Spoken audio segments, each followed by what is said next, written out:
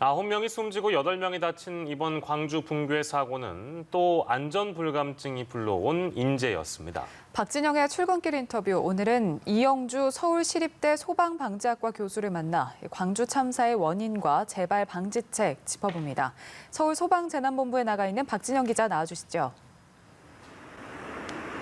네, 박진영의 출근길 인터뷰, 오늘은 이영주 교수와 이야기 나눠봅니다.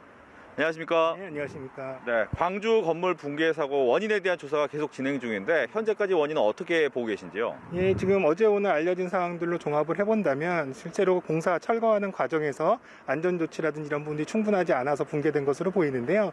우선 첫 번째 가능성으로는 그 철거를 위해서 옆에 쌓아놓은 언덕, 이런 부분들의 토합 때문에 영향을 받아서 붕괴됐을 가능성도 있고요. 또 한편으로는 철거 작업 과정에서 원래 위에서부터 순차적으로 철거를 해야 되는 그런 과정들 대신에 측벽부터 붕괴를 하면서 동시에 여러 층을 동시에 이제 철거하는 이런 과정들에서 문제가 생겼을 가능성, 이런 부분들이 충분히 있거든요. 그래서 어쨌든 이런 공학적인 원인에 의한 어떤 이런 문제는 또 밝혀질 필요가 있겠지만 종합적으로 본다면 안전에 대한 조치, 또 붕괴에 대한 위험에 대한 부분을 충분히 고려하지 못한 그런 이유라고 볼 수 있겠습니다. 네. 특히나 이제 해체 계획서가 있는데 거기에 따라서 해체가 진행되지 않았다라는 부분이 있는데 이 얘기는 맞는 얘기인가요? 예, 지금 현장에서 목격자들이라든지 현장에 그동안에 철거 작업을 했던 사진들, 이런 것들로 본다 그러면 계획서상에서는 5층 건물의 높이 정도까지 언덕을 쌓아서 위에서부터 순차적으로 이런 철거 작업들을 이루어지게끔 이렇게 계획을 하고 있는데요.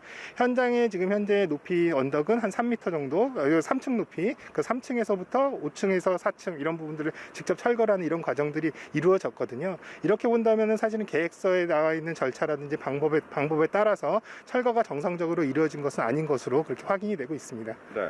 그렇다면 이제 뭐 해체 계획서뿐만 아니라 이런 철거 작업에서 여러 가지 인재다라는 평가가 나오는데 인재라고 볼 수밖에 없는 거죠? 예, 일단 공사 현장에서 발생하는 대부분의 사고들은요, 사람이 어떤 관리적인 측면이나 또 작업하는 과정에서의 어떤 인적인 요인에 대한 부분들이 대부분입니다. 이번 사고도 그렇게 볼 수가 있겠는데요.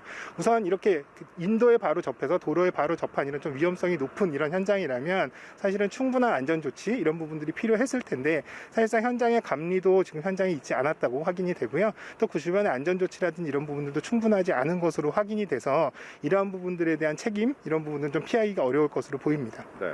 이제 매번 철거와 함께 사고가 일어날 때마다 여기에 대한 대책이 나오는데 철거 계획서도 의무적으로 제출하게 돼 있는 걸로 알고 있습니다, 법적으로. 그런데도 불구하고 계속해서 이런 사고가 일어나는 이유는 어디 있습니까? 네, 일단 계획서를 작성해라라고 하는 것들은 안전하게 계획을 세우라는 의미도 있지만 또 그 계획에 따라서 현장에서 정확하게 작업이 이루어져야 된다는 것들을 전제로 하고 있거든요.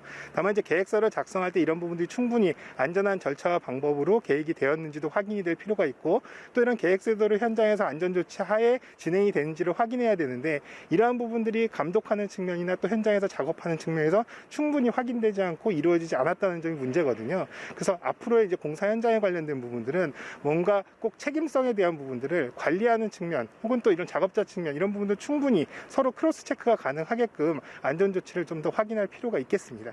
네, 오늘 말씀 잘 들었습니다. 지금까지 박진영의 출근길 인터뷰였습니다.